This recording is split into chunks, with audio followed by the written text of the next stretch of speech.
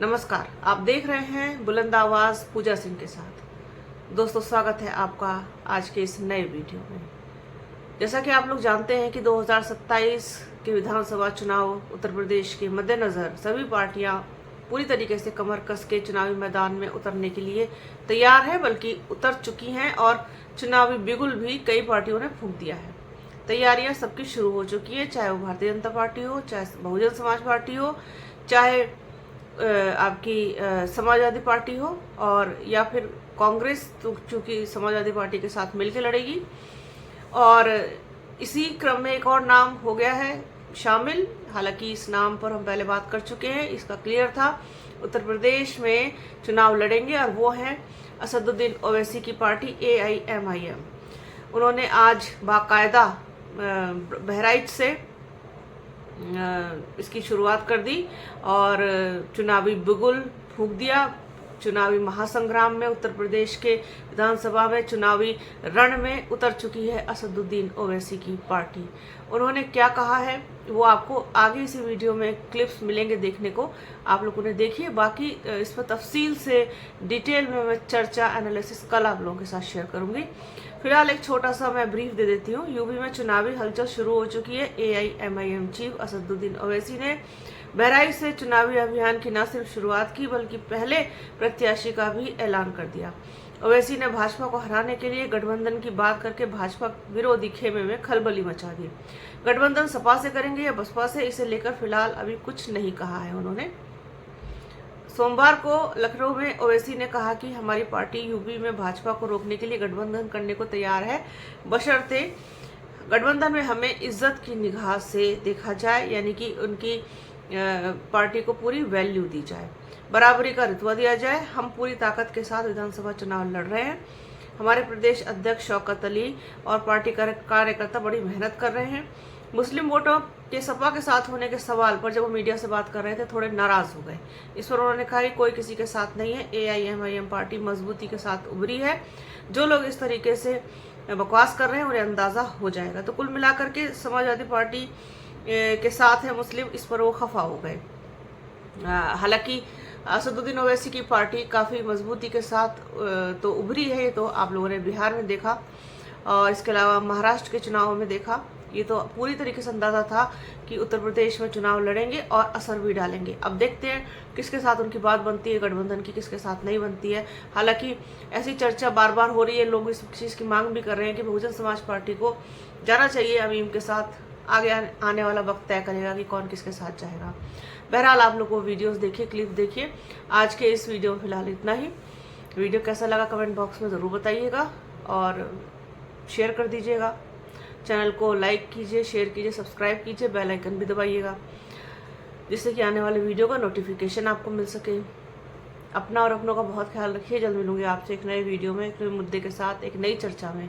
तब तक के लिए जय हिंद।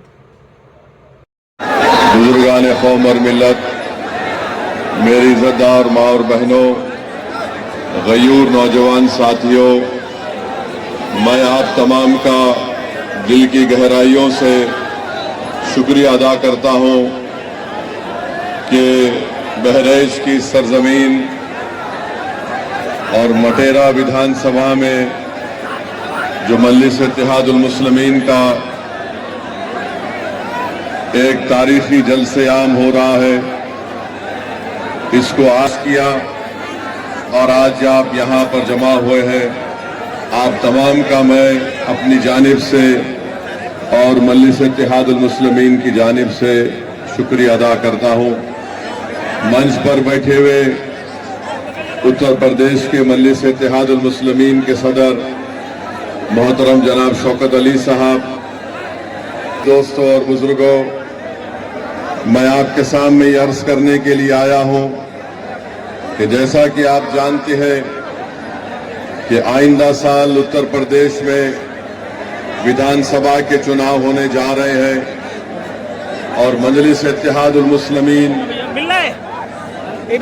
हमेशा ये कोशिश करती आई है कि जहां पर कमजोरों की एक सियासी ताकत को मजबूत किया जाए।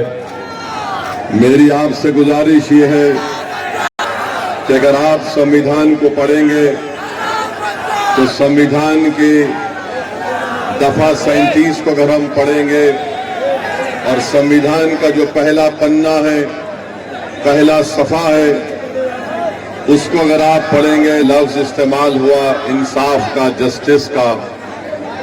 अगर आप समझ रही है, अगर आप चाहते ये है कि जमीनी सतह से उत्तर प्रदेश में आपकी एक लीडरशिप बने, तो मेरी आप तमाम से गुजारिश है, कह रही है कि मुझसे इंसाफ करो। देखना यह है कि क्या उत्तर प्रदेश के मुख्यमंत्री इंसाफ करेंगे या नहीं करेंगे। मेरे अजीज दोस्तों और बुजुर्गों, मुझ पर इल्जाम लगा दिया जाता है। आज हम आपकी इस मुबारक सरजमीन को आ रहे थे, ये बहादुरों की सरजमीन है, बहरेच और मटेरा। तो ये समाजवादी पार्टी के लोग ये कहना शुरू कर दिए कि असदुद्दीन ओवैसी आएगा तो भाजपा को फायदा होगा। बता अखिलेश यादव, बिहार में तुमने अपने 5 सांसद को भिजाया था कि ओवैसी ना जीत पाए। तुम्हारे 5 सांसद सीमांचल किशनगंज में आकर 15 दिन बैठ गए, रोज मीडिया से बात करते, रोज गांव-गांव जाकर जनता को बताते, मगर नतीजा क्या निकला? जिन 4 विधायक को अखिलेश यादव के भाई तेजस्वी यादव ने मंदलिस से तोड़ लिया था, सीमांचल की जनता को लाखों सलाम। क्या ओवैसी, क्या तुम नहीं देखते कि उत्तर प्रदेश के विधानसभा में बड़ी बड़ी पार्टियों के मुसलमान और दलित विधायक जीत कर जाती हैं? मेरे अजीज दोस्तों और बुजुर्गों, मुझे यहाँ पर मान्यवर कांशीराम याद आती है। जब कांशीराम साहब से भी ये सवाल किया गया था तो मान्यवर कांशीराम ने कहा था, ये जीत के जरूर जाती है मगर ये चमचों का रोल अदा करते हैं। तो मैं आपसे अपील कर रहा हूं कि आप मुत्तहिदा तौर पर अपने वोट का सही इस्तेमाल अपनी एक सियासी लीडरशिप को मजबूत करने के लिए कीजिए। यकीनन इंशाअल्लाह ताला हमारी भी कोशिश होगी कि दोबारा यहाँ पर बीजेपी की सरकार उत्तर प्रदेश में ना बने। संविधान की दफा 48 को उठाकर पढ़ लीजिए मुख्यमंत्री, वो क्या कहती है संविधान की दफा 48? राष्ट्रीय कामधेनु आयोग, राष्ट्रपति के लोग जो सत्ता में वो इंसान नहीं है क्या, बायोलॉजिकल है? मेरे अजीज दोस्तों और बुजुर्गों, जो मुस्लिम अक़लियत को निशाना बनाते हैं, मैं उनसे पूछना चाह रहा हूं, क्या उत्तर प्रदेश पूरे भारत का सबसे बड़ा बीफ का एक्सपोर्टर नहीं बन गया? 40 से 60% बीफ का एक्सपोर्ट उत्तर प्रदेश से होता है और मुख्यमंत्री इस पर खामोश हो जाते हैं। मैं आपको बताते हुए तकलीफ महसूस करता हूं कि संभल में मुस्तफा कादरी मस्जिद को गवर्नमेंट की जमीन कहकर शहीद कर दिया गया और वहीं पर वाराणसी में असगैर शाहिद मस्जिद को शहीद कर दिया गया रेलवे लाइन कहकर। और उत्तर प्रदेश में संभल की मस्जिद को जब तोड़ दिया गया तो मस्जिद से पुलिस ने बताया कि वहां से पोस्टर निकले जिस पर लिखा हुआ था आई लव मोहम्मद। मैं बताना चाह रहा हूं कि दुनिया के जितने मुसलमान हैं उन तमाम का ईमान यह है कि हम मोहम्मद सल्लल्लाहु अलैहि वसल्लम से मोहब्बत करने वाले हैं। हमारा ईमान ही मुकम्मल नहीं होता जब तक हम मोहम्मद सल्लल्लाहु अलैहि वसल्लम से मोहब्बत नहीं करते हैं।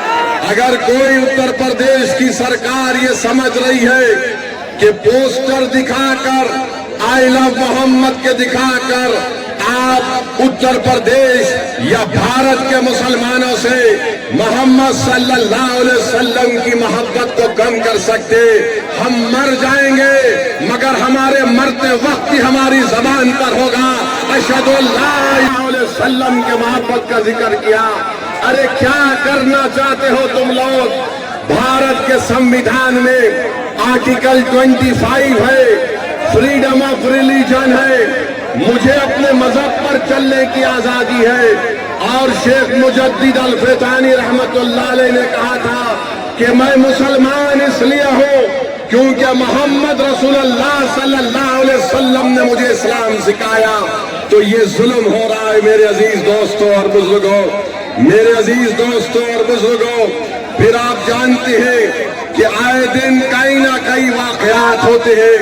मैंने 2 दिन पहले उत्तर प्रदेश के मुख्यमंत्री का एक वीडियो देखा जिसमें उत्तर प्रदेश के मुख्यमंत्री ने कहा कि बेटी सबकी होती है, चाहे किसी समाजवादी पार्टी के नेता की क्यों ना हो। हम उत्तर प्रदेश के मुख्यमंत्री से कहना चाह रहे हैं, हम वहां पर देखते हैं कि बुलडोजर से किसका घर तोड़ा जाता है। हम जानते हैं कि किसके किस्मत में एनकाउंटर लिखी हुई है। हम जानते हैं कि किस समुदाय के नौजवानों की जवानी को